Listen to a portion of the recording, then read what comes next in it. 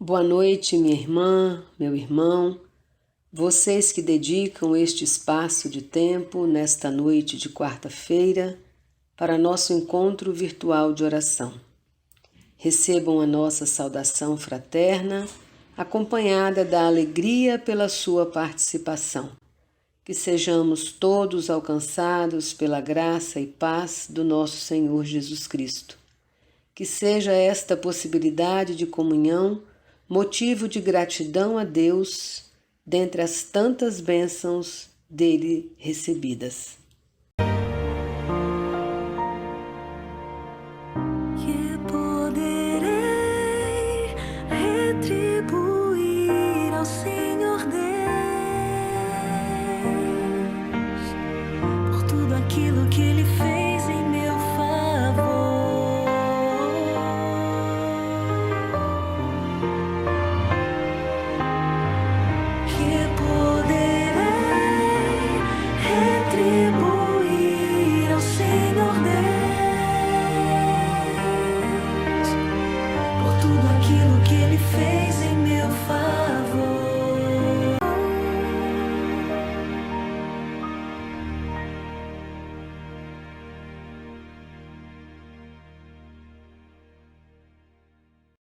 Salmo 116, versículos 1 a 14. Eu amo ao Deus eterno porque Ele me ouve e escuta as minhas orações. Ele me ouve sempre que eu clamo pedindo socorro. Os laços da morte estavam me apertando. Os horrores da sepultura tomaram conta de mim. Eu fiquei apavorado e aflito.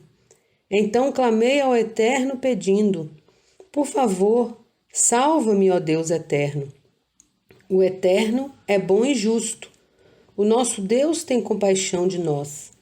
O Eterno protege o necessitado. Quando eu estava em perigo, Ele me salvou.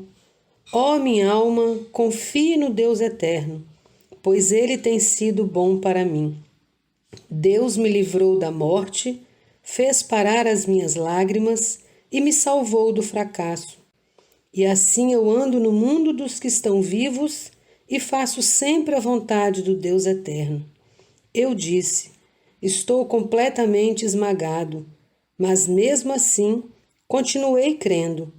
Estava com medo e disse: não se pode confiar em ninguém. Mas mesmo assim não perdi a fé. Que posso eu oferecer ao Deus eterno por tudo o que Ele me tem dado? Levarei ao Eterno uma oferta de vinho para agradecer-lhe porque me salvou. Na reunião de todo o povo, eu lhe darei o que prometi. A reflexão que trazemos para nossa reunião de oração hoje, a partir do trecho do Salmo 116 que lemos, é extraído do livro Seduzidos pela Palavra, de autoria de Gerson Correia de Lacerda. A partir, então, do Salmo 116, a reflexão começa por nos desafiar a pensar uma pergunta que temos de aprender a fazer. Alguns anos atrás, um político paulista ficou tristemente famoso ao explicar a sua forma de atuação em Brasília, desvirtuando o sentido de uma frase da belíssima oração de São Francisco de Assis. Ele disse que é dando que se recebe.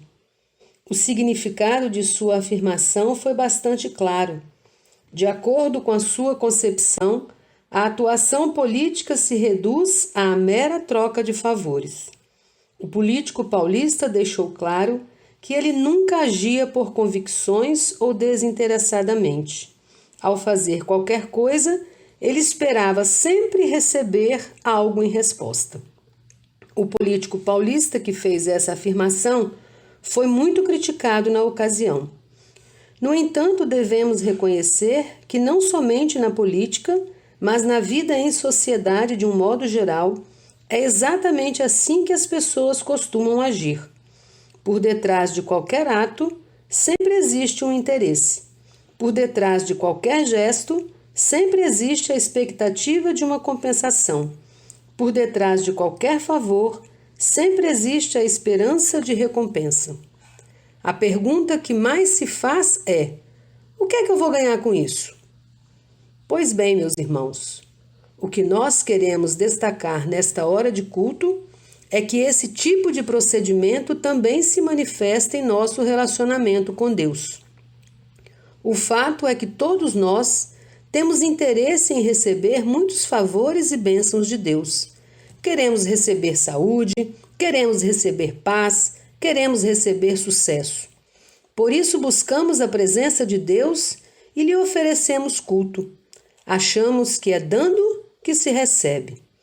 Pensamos que é preciso oferecer algo a Deus para que possamos receber de Deus as coisas que queremos. Sim, meus irmãos, é nesse nível que costuma se desenvolver o relacionamento do ser humano com Deus. Por isso, lemos para nossa edificação o Salmo de número 116. Neste salmo, encontramos uma pergunta que nós precisamos aprender a fazer. Uma pergunta que foi feita pelo salmista no passado. Que posso eu oferecer ao Deus eterno por tudo o que Ele me tem dado?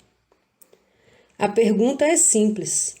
Nela, antes de mais nada, é preciso destacar que o salmista olha para Deus. E nós devemos perguntar: que Deus é esse? Como é o Deus para o qual o salmista olha? Ora, é interessante observar que o Deus do salmista é, antes e acima de tudo, um Deus que toma a iniciativa. Não é o ser humano quem dá o primeiro passo em direção a esse Deus, mas é esse Deus que dá o primeiro passo em direção ao ser humano. O salmista do passado perguntava o que poderia ele oferecer ao Deus eterno por tudo o que ele tinha recebido. Em outras palavras, o salmista reconhecia que não tinha feito nada ainda para Deus.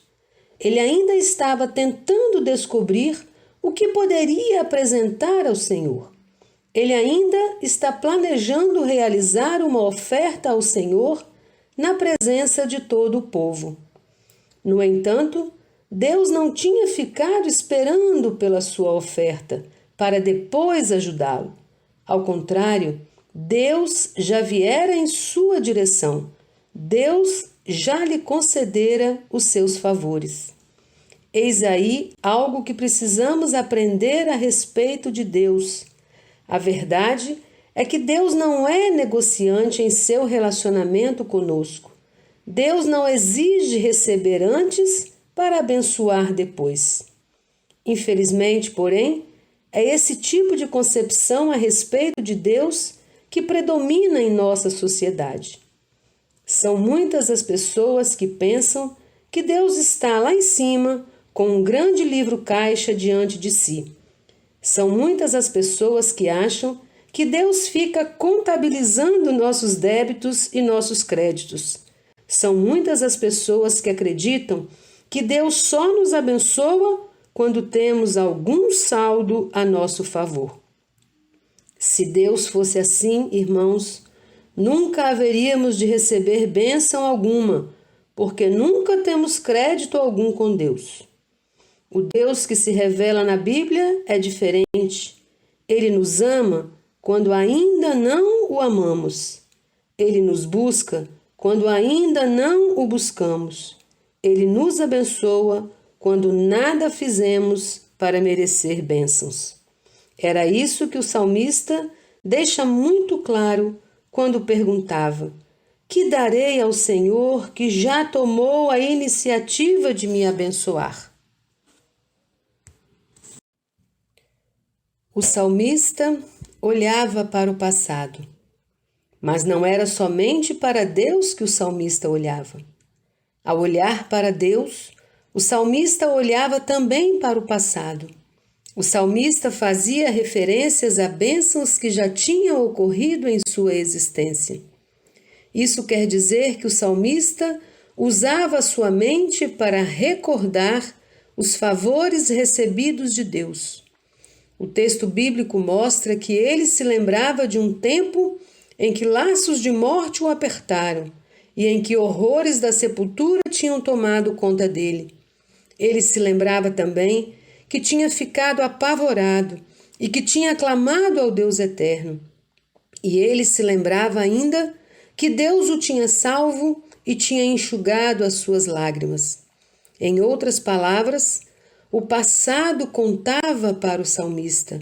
O passado tinha um valor muito grande para ele.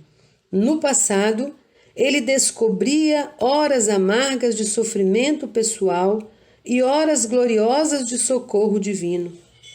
Infelizmente, porém, um dos problemas dos nossos dias é a desvalorização do passado. Para nós, o passado já não conta. Para nós, o passado não tem qualquer valor, só vale o presente. Só nos preocupamos com o futuro. Dessa maneira, quase nunca olhamos para as coisas que Deus já nos concedeu. Olhamos quase sempre para as coisas de que temos necessidade. Parece até que Deus está sempre em falta. Existem bênçãos que suplicamos há muito tempo e elas nunca chegam. Existem favores divinos que suplicamos há anos e eles nunca nos são concedidos. Ficamos com a impressão que Deus é incapaz de nos acompanhar. Ele está sempre atrasado. Era diferente o salmista do passado, muito diferente. Não era o futuro que o inquietava, não era o presente que o angustiava, mas era o passado que o inspirava.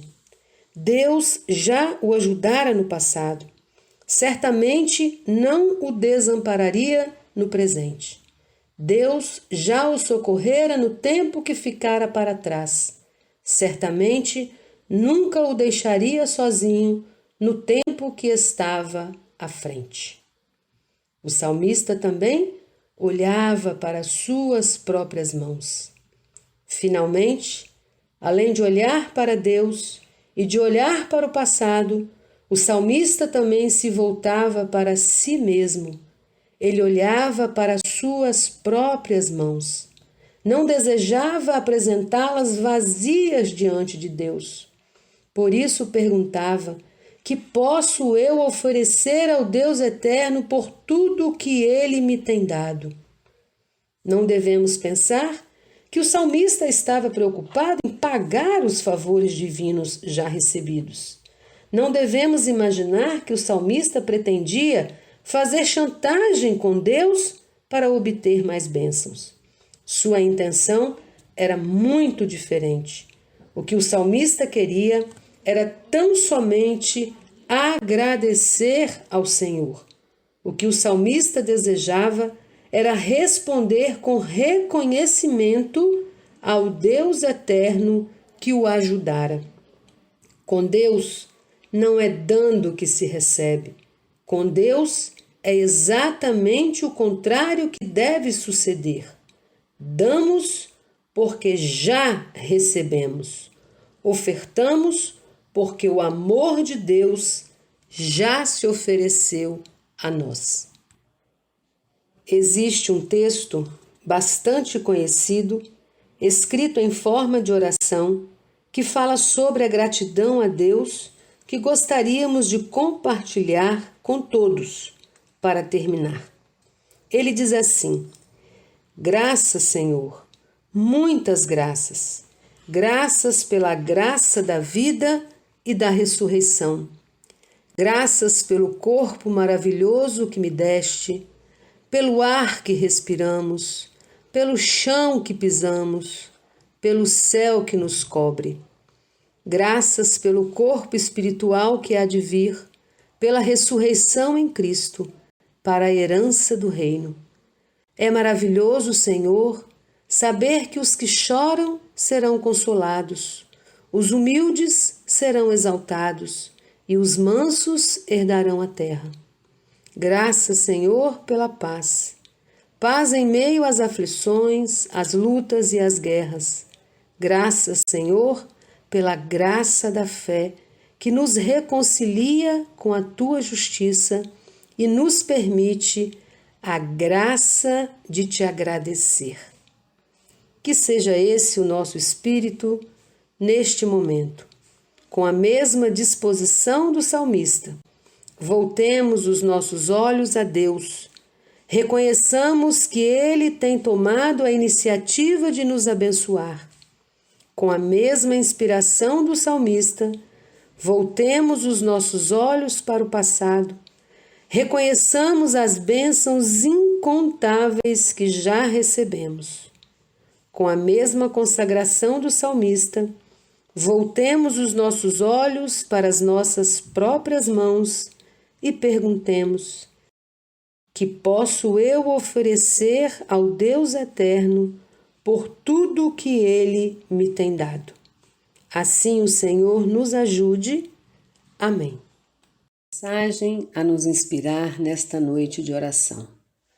Com ela ainda ressoando em nossos corações, vamos passar a um cântico e depois então estaremos juntos entregando ao Senhor as nossas orações, lembrando nelas das pessoas fragilizadas, daquelas que se encontram em leitos de hospitais. Peço em especial nesta noite orações por uma amiga que se encontra internada, vítima da Covid. Está na UTI, mas com perspectivas de que possa ainda esta semana se recuperar e voltar para o quarto. Que nosso Deus possa abençoar a ela e a sua família. O nome dela é Elisalde. E peço que a igreja esteja orando por ela. Vamos orar, queridos, por outros enfermos, os que estão hospitalizados e também os que estão sob cuidados nas suas residências, que possam encontrar mãos afetivas, corações abertos para um cuidado amoroso. Que possamos orar neste momento também por todo esse plano de vacinação que está acontecendo no mundo todo. Que seja um grande passo para que possamos vencer essa doença que nos tem trazido tanta dor e sofrimento e tanta morte. Que possamos, nesta noite de oração, ter um coração agradecido, alimentando nossa memória de tantas bênçãos recebidas do nosso Deus. Tantas bênçãos em toda a nossa caminhada, pessoal, familiar, também eclesial. Vamos lembrar de nossa igreja, que diante da situação que estamos vivenciando, possamos desfrutar cada vez mais da nossa comunhão, compreendendo que a necessidade desse afastamento físico não nos impede de vivenciar a unidade que temos como corpo de Cristo. Que seja sobre cada um de vocês, sobre cada família que se reúne conosco nesta noite, a graça do Deus Pai, Filho e Espírito Santo. Amém.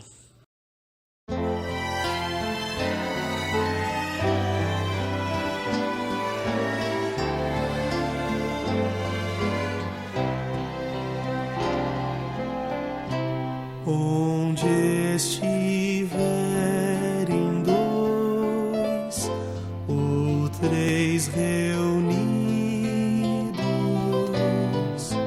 em nome de Jesus, para buscar a Deus, ali Deus estará. Sim, estará ali. Ele abençoará.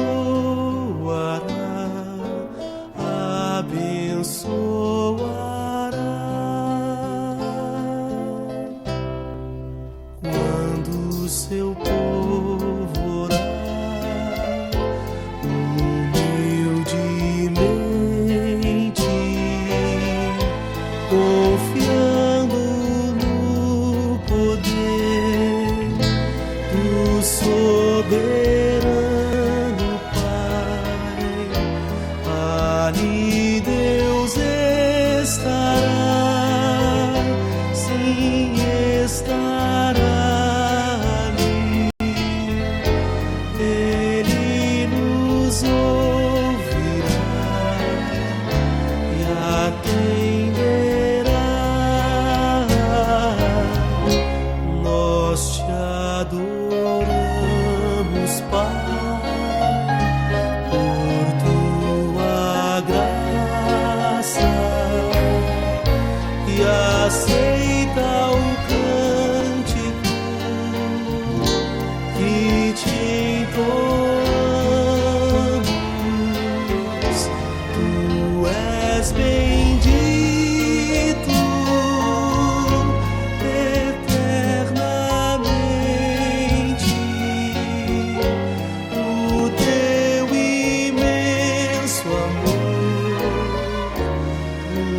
força.